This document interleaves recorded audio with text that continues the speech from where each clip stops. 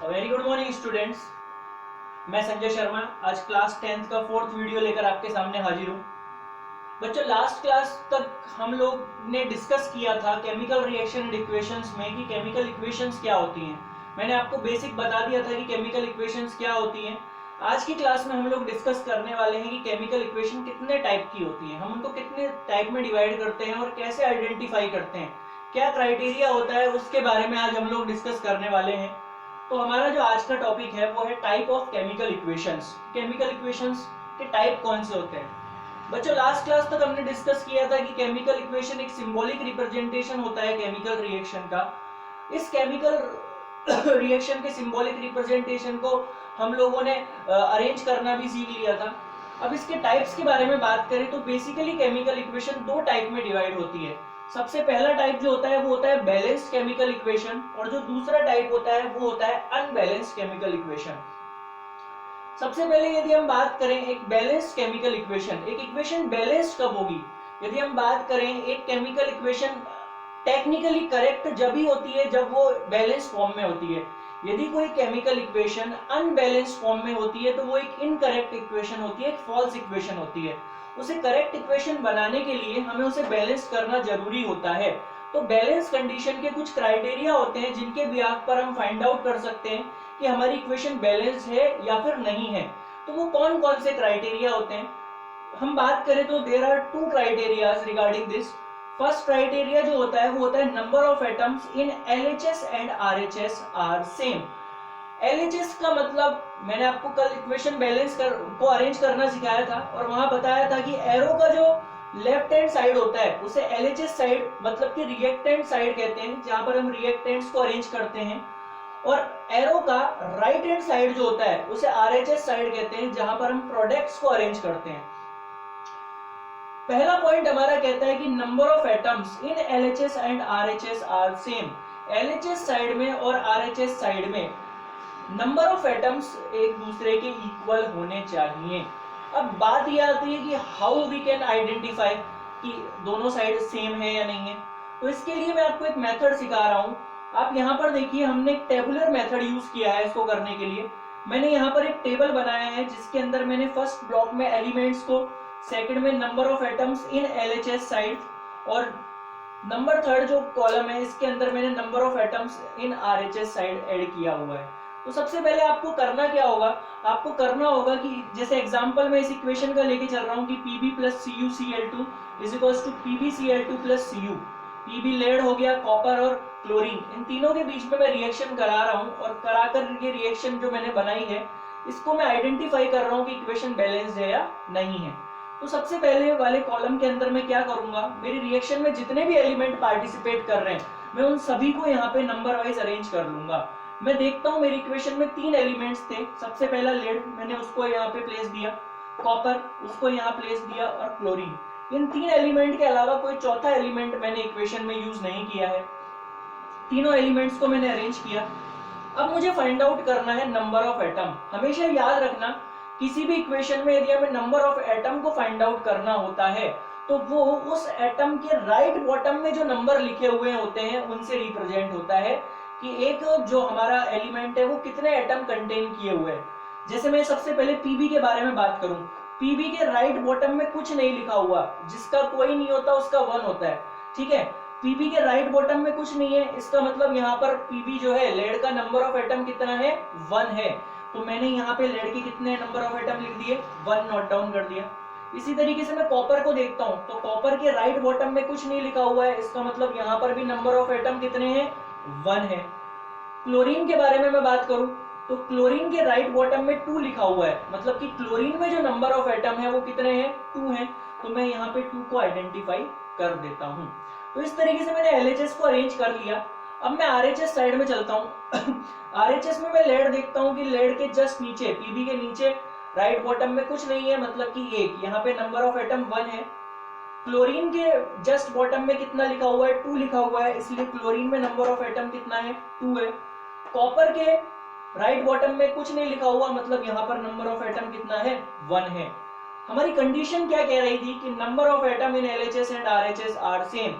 LHS side में और RHS side में, मतलब रिएक्टेंट और प्रोडक्ट साइड में नंबर ऑफ एटम्स एक दूसरे के इक्वल होने चाहिए। हम क्या देखते हैं, पीबी की बात करें तो लेड LHS में भी एक था, RHS में भी एक एटम है। कॉपर की बात करें तो LHS में भी एक एटम था और RHS में भी एक है। और क्लोरीन की बात करें तो LHS और RHS दोनों साइड दो दो एटम है। इट मीन्स हमारी जो ये कंडीशन है ये क्या होती है, ये फुलफिल होती है और ये बताती है कि इक्वेशन हमारी क्या है, बैलेंस्ड है। इसके अलावा एक और कंडीशन होती है, वो होता है follow the mass conservation law. हमारी जो इक्वेशन है वो मास कंजर्वेशन लॉ को भी फॉलो करनी चाहिए। मास कंजर्वेशन लॉ क्या कहता है, मैं आपको बताता हूं। मास कंजर्वेशन लॉ कहता है हमारी इक्वेशन के लिए कि an equation is balanced if it's reactant and product have same mass. यदि उनका एटॉमिक मास सेम है, हमारे रिएक्टेंट्स का टोटल एटॉमिक मास प्रोडक्ट के टोटल एटॉमिक मास की यदि इक्वल है तो वो रिएक्शन क्या होगी, बैलेंस्ड हो जाएगी। हम यहाँ पर चेक करते हैं, 9th क्लास में हम लोगों ने सीखा था कि किस तरीके से एक एलिमेंट का मास आइडेंटिफाई करते हैं। यदि हम बात करें तो मैं एक इक्वेशन लेके चल रहा हूँ C+O2 इक्वल टू CO2। मैं कार्बन के कंबर्शन की इक्वेशन में आपको मास समझाता हूँ। आप जानते हो बेटा, कार्बन का जो मास होता है वो 12 यूनिफाइड मास होता है।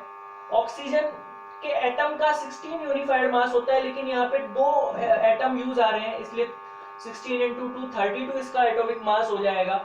इन दोनों को जब मैं ऐड करता हूँ तो रिएक्टेंट साइड में टोटल एटॉमिक मास मेरा आता है 44 यूनिफाइड मास। इसी तरीके से मैं RHS में चलता हूँ तो कार्बन का 12 और O2 का 32 दोनों ऐड होकर 44 यूनिफाइड मास आता है। इसका मतलब LHS और RHS दोनों साइड में मास कंजर्व रहता है, मतलब दोनों साइड मास इक्वल आता है।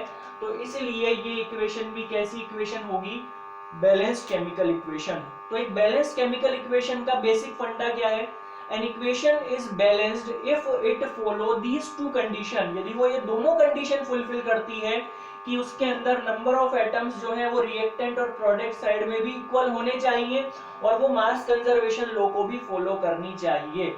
यदि ये दोनों कंडीशन एक इक्वेशन फॉलो करती है तो वो इक्वेशन हमारी बैलेंस्ड इक्वेशन कहलाती है। यदि इन केस ये इक्वेशन, कोई भी इक्वेशन यदि इन दोनों में से किसी को भी फॉलो नहीं करती है, यदि ये दोनों अजम्पशंस फॉलो नहीं हो पाते हैं किसी इक्वेशन से, तो वो इक्वेशन अनबैलेंस्ड इक्वेशन कहलाती है, वो अनबैलेंस्ड केमिकल इक्वेशन हो जाती है। और याद रखना, अनबैलेंस्ड केमिकल इक्वेशन हमेशा एक फॉल्स इक्वेशन होगी, उससे कभी भी कोई राइट प्रोडक्ट बनके रेडी नहीं होगा, वो हमेशा एक फॉल्स इक्वेशन होगी। मैं आपको उसे भी एक एग्जांपल के थ्रू समझाता हूं। ये अनबैलेंस इक्वेशन की सबसे पहले कंडीशन आपको समझ में आ गई कि यदि कोई इक्वेशन अनबैलेंस्ड है तो उसके अंदर LHS और RHS में नंबर ऑफ एटम्स सेम नहीं होंगे, वो मास कंजर्वेशन लॉ को फॉलो नहीं करेगी। अब देखिए क्या कंडीशन होती है, मैं एक एग्जांपल से समझाता हूं आपको अनबैलेंस्ड इक्वेशन। एक बहुत सिंपल सा एग्जांपल है, मैं हाइड्रोजन और ऑक्सीजन के मॉलिक्यूल्स को कंबाइन कराकर वाटर का फॉर्मेशन करा रहा हूं। अब मैं देख रहा हूं कि क्या टेक्निकली ये इक्वेशन करेक्ट है या नहीं है। तो आइए चेक करते हैं हम लोग इसको। हम देखें तो हमारे पास इस टेबल को बनाकर सेम इसी तरीके से हमको टेबल बनाना है और ये चेक करना है कि LHS और RHS साइड में हमारे नंबर ऑफ एटम सेम है या नहीं है। तो देखिए हमारे पास दो एलिमेंट्स थे टोटल इक्वेशन में, एक हाइड्रोजन और एक ऑक्सीजन। मैंने उसको एलिमेंट्स के नीचे नोट डाउन कर लिया। मैं LHS में चेक करता हूँ, हाइड्रोजन के राइट बॉटम में नंबर ऑफ एटम कितने शो हो रहे हैं, 2, मैंने उसे नोट डाउन कर लिया। मैं ऑक्सीजन के राइट बॉटम में देखता हूँ तो यहाँ पे भी 2 ही एटम शो हो रहे हैं, मैंने नोट डाउन कर लिया। अब मैं RHS साइड में आता हूँ और RHS में देखता हूँ कि हाइड्रोजन के कितने एटम है, 2 एटम है, मैं नोट डाउन कर लेता हूँ। और ऑक्सीजन के बॉटम में मुझे कुछ नहीं दिख रहा, इसका मतलब ऑक्सीजन में कितने एटम है, 1 एटम है, मैं उसे भी नोट डाउन कर लेता हूं। अब आप खुद इस इक्वेशन को ध्यान से देखिएगा, हाइड्रोजन में आपको LHS में 2 एटम दिखाई दे रहे हैं, RHS में 2 एटम दिखाई दे रहे हैं, इट मींस हाइड्रोजन आपका बैलेंस्ड है। बट ऑक्सीजन की बात करें तो LHS में ऑक्सीजन के नंबर ऑफ एटम 2 थे, जबकि RHS में ये सिर्फ 1 है। इसका मतलब ये इक्वेशन आपकी एक फॉल्स इक्वेशन हो गई, ये इक्वेशन एक अनबैलेंस्ड इक्वेशन हो गई। रिक्वायरमेंट हमें यहाँ क्या होगी कि इस इक्वेशन को बैलेंस किया जाए। क्योंकि यदि ये अनबैलेंस्ड रही तो इक्वेशन किसी काम की नहीं है, फॉल्स इक्वेशन है, वाटर का प्रिपरेशन बिल्कुल नहीं हो पाएगा। इसीलिए नेक्स्ट क्लास में जब हम लोग डिस्कस करेंगे तो मेरा पूरा का पूरा टॉपिक यही होगा कि अनबैलेंस्ड इक्वेशन को किस तरीके से बैलेंस किया जाता है। कुछ प्रोसीजर है जिसको हम फॉलो करेंगे और बहुत इंपॉर्टेंट क्लास होने वाली है इस चैप्टर की। अभी तक की प्रोबेबली वो सबसे इंपॉर्टेंट क्लास होगी जहाँ पे हम इक्वेशंस को बैलेंस करना सीखेंगे, क्योंकि balancing is one of the most important part of the chemistry. तो नेक्स्ट क्लास में हम उसको डिस्कस करने वाले हैं। अभी तक के लिए थैंक यू सो मच।